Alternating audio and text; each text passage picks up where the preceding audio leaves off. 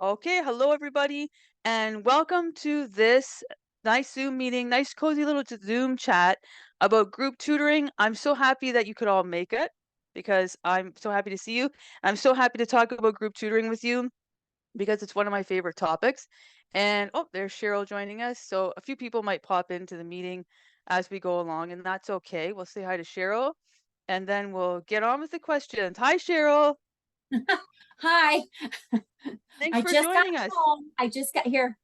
You're Oh, recording, but I still have wet hair. Well, I was just telling everyone I'm gonna be posting this on YouTube and Okay, on the everybody, on the Facebook. I'm gonna go dark. Okay, yeah, you don't have to leave your camera. It's up to you. It's up to Okay, you. We hi don't mind your white everybody. hair though. Nice to see you. Okay, so now on to the questions. So before I go to the questions that I have my phone open here, that I have here in the chat. Let me ask you, all the people who are here right now, do you have any questions about group tutoring? Because I can start with your questions. Anyone have a question they want to ask? No? If you think of something, you can Yeah, always. I have a Oh, question. oh, go ahead, Michelle.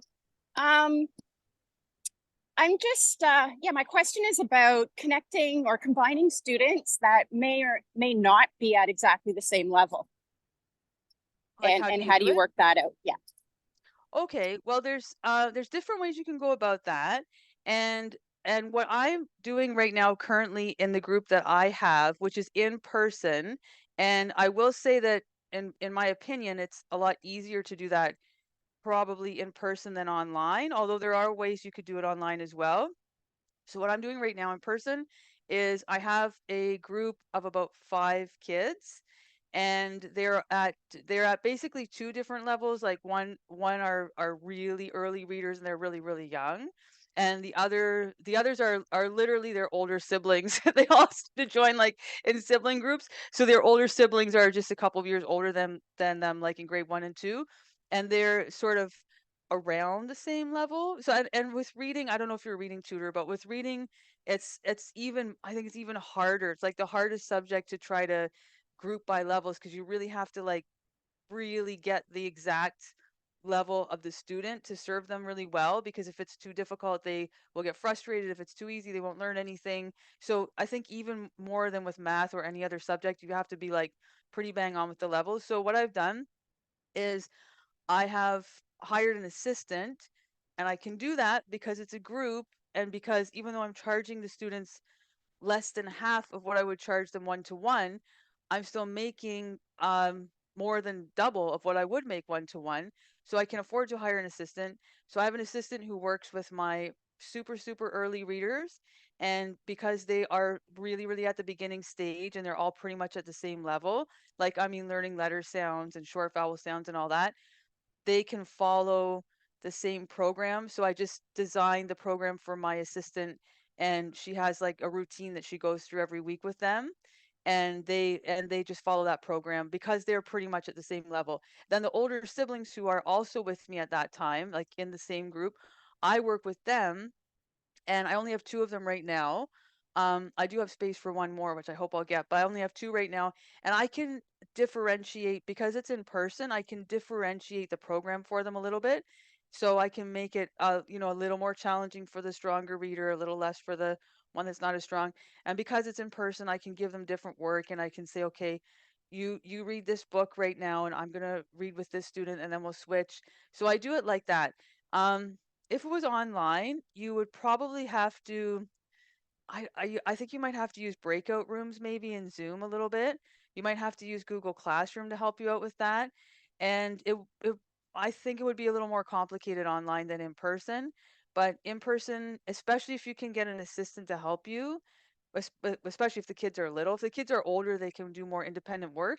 Then you can kind of you can manage it a little bit better to have, some kids doing this work while you work with one of them, and then you switch and rotate through independent work and you working one to one with them. Does that make sense? Yeah, I Yes, hope that. it makes great sense. Hey, Kelly, I Okay, was good. gonna say, Yeah. I was able to do that math group this summer because it was Yes. game based, and Oh, okay. we only worked on one skill. So Mm. we were just working on math apps, and it was for second and third graders, and addition, subtraction, and an introduction to multiplication. And it worked out really well. But I do agree with you. I feel like reading would be a little bit more challenging. But I think it could be done if you're, I don't know how many of the people in the group are doing upper grade reading, but you could work on prefixes, suffixes, Greek and Latin roots, open and closed syllables, learning vocabulary. I think you could do that in a group if you had the right group. And everybody that I've talked to that has been successful with groups just simply notices that somebody has the same needs as another student, and they usually only do pairs because it is so challenging to do groups online. So I just wanted to mention that, but thanks, Kelly. Your description was amazing. Oh, thanks, Cheryl. And that is a really good point that I wanted to mention too. Online, when I did my group online, my reading group, they were the early readers. So they were just learning their letter sounds. They were just learning their short vowel sounds. And because they were all roughly at the same level and working on the same skills, like Cheryl said, so Cheryl's working with the older readers who are still working on the same set of skills, and because just had that one focus and they were kind of at the same level, we were able to manage it in a group. But once that group started to get at different levels, because that group stayed with me actually for a long time, and then I had ones that were reading like way above grade level and ones that were reading way below because they'd taken a break for a while, and it's like you can't just take a break and come back. And so then I found it was all over the map. These kids are reading everywhere, and I couldn't manage it online as one person. So I agree with Cheryl. The easiest thing online is to have one skill. Multiplication boot camp, that's like the best idea for online group tutoring because all you're teaching is multiplication and the kids are going to be roughly at the same level. So try to keep it to like one very specific thing for online. But if you're in person, you can mix it up a little bit with different levels. Now, Christine, I know you wanted to ask a question. Did you want to ask a question? Yes. Can you Yes. hear me And okay? I can hear you now. Yes, yes. Go ahead. Okay, okay. I guess it's just to kind of add on to what you were just saying. When you have a group and you're starting a new group, do you sort of have an outline with the parents and say, like, in the next 4 weeks, here's what we're going to try to work on? Or is it like, is that clearly outlined what your plan is? Or do you let it evolve because, you want to kind of work with where the kids are and how much repetition they need? Well, yeah, yes and no. That's a good question. So yes, when I was doing my math club, it was a multiplication and division remedial class, so like a boot camp.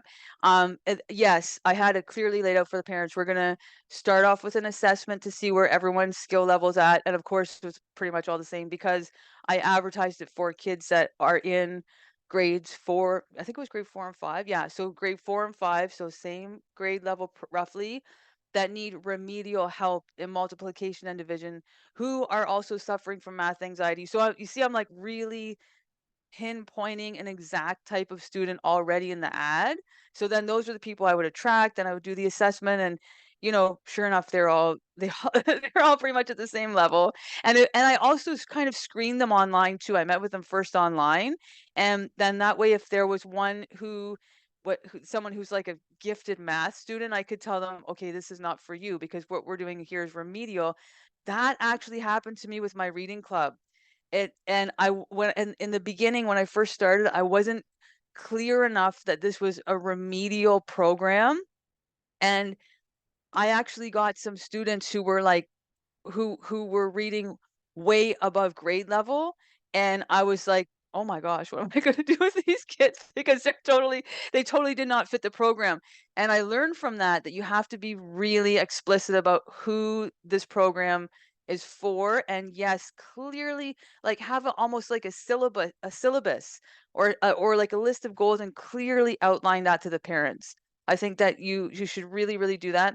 And then things will evolve. Oh, someone else just joined. Hi, Lori. Nice to see you.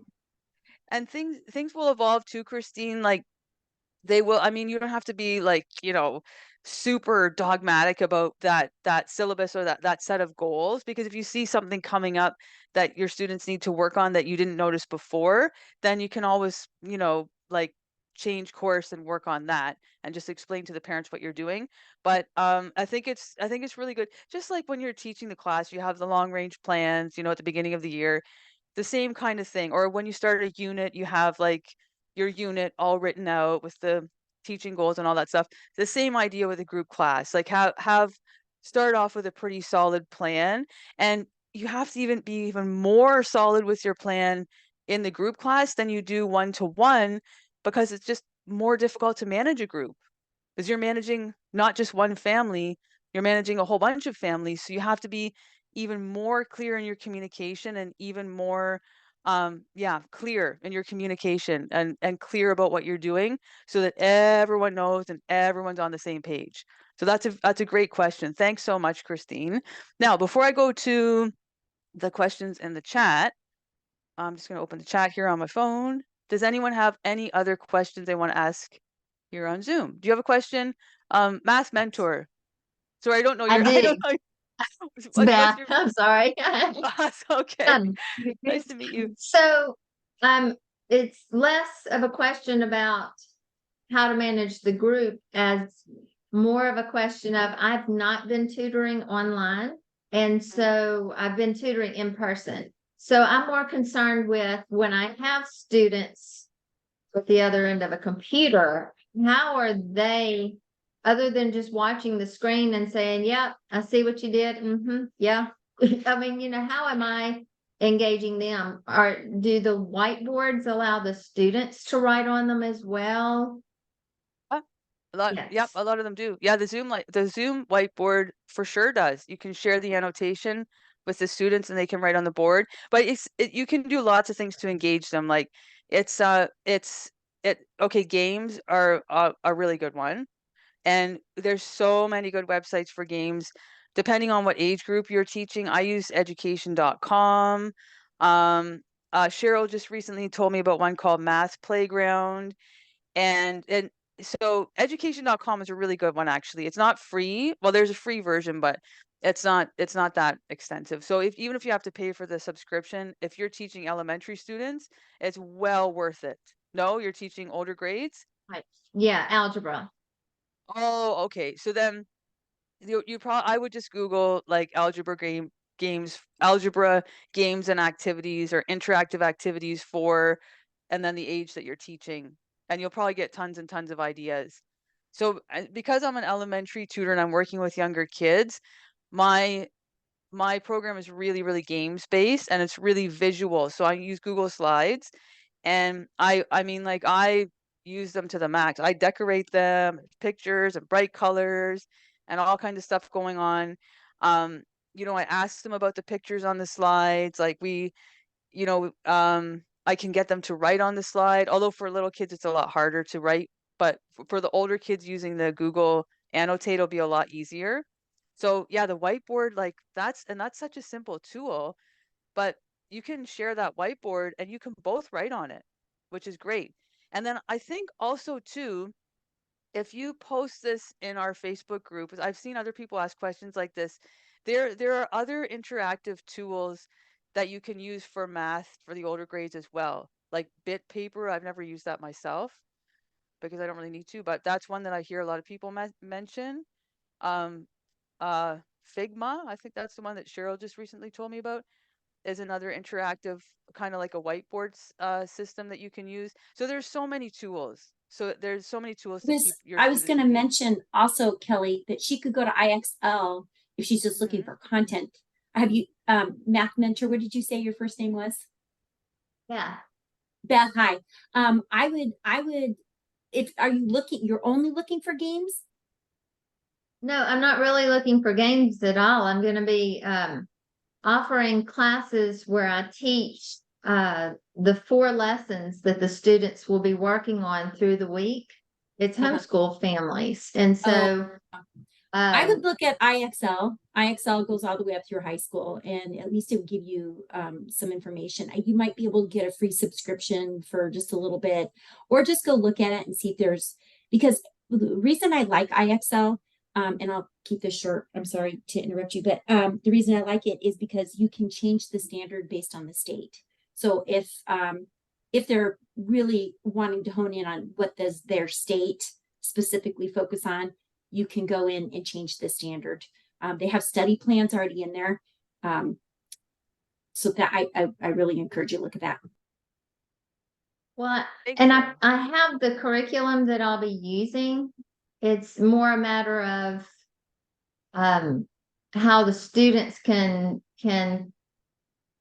interact, how they can respond and interact as I'm teaching, so I can put a problem out there, and will they all be able to, I guess through this annotate that she was saying, then the students can mark on it and interact with the problem, correct? Yeah, I would start Another, with that. if she needs a I mean, bigger board, I'm not really in need of games or a curriculum. I'm already there with all of that. I'm trying to transition from in person to online, and the students not just sitting there going, "Yep, I see it." You know. Yeah, I would start with the whiteboard, start with the Zoom whiteboard or just the annotate tools. So there's a way, even if you put a worksheet up, like a PDF, there's a way that they can write on the worksheet through Zoom. That's a really simple, super simple way of Okay. doing it. So I would start with that. And use What Google about Classroom. It's free. Google Classroom? Does that have video conferencing? Yeah, through Google Meet. Yeah, and that's free too. Okay, Google Meet. Yeah. Yes. Yeah, so check So those it has tools a out. whiteboard. I don't know if it has a whiteboard. I'm not sure if it has a whiteboard because I use, oh, it does? Okay, Christine says it does. Yeah. Yeah. So it has a whiteboard. Yeah. So definitely check that out. Check out Google Classroom. That's very interactive. And I use it with Zoom, and it works. So those are really simple tools that are highly interactive. Yeah. Thanks very much, Beth, for your question. That's great. Thank Okay, now you. I'm gonna just move on to some questions from the chat because I have to go pretty soon because I have a student coming in. So let me see what people are asking in the chat. How do you schedule for certain days for each ability group? That was from Jima. I think we kind of touched on that about how you address the different abilities in the group. So I won't talk about that again. Um, Let me see what else there was. What is the max class size for online group tutoring? Whatever you want, because you're the boss. If it's your own business and you're not working for like Outschool or a company or anything, then you can have however many people you want. If you're working with younger kids, I would keep the numbers a bit smaller. And if you're working with older kids, you have to decide yourself. Once you get up to like 30 kids in the group, then it becomes kind of like a classroom. So I don't know if that's going to be too appealing for parents, but it's entirely up to you. It depends on what you're tutoring and what your group is about and the age. So there's no limit at all. It's your choice. And best free video conferencing apps. Google Meet is a free video Google Meet, and you can use it with Google Classroom, and that's free. And I don't use Google Meet, but I use Google Classroom, and I have used Google Meet in the past, and it's free. It's great. Like there's nothing wrong with it. It's a really good conferencing tool. And yeah, I think that covers pretty much all the questions in the chat that I haven't answered here. Does anyone else have one last question before we go? Oh Kelly, yes, do you Christine. know of any, sorry, do you know of any, like, do libraries offer free rental spaces for group tutoring? Or do you know of any places? Sometimes libraries do. I have a friend who tutors in a library. She lives in Florida. It depends on where you live. You can check that out.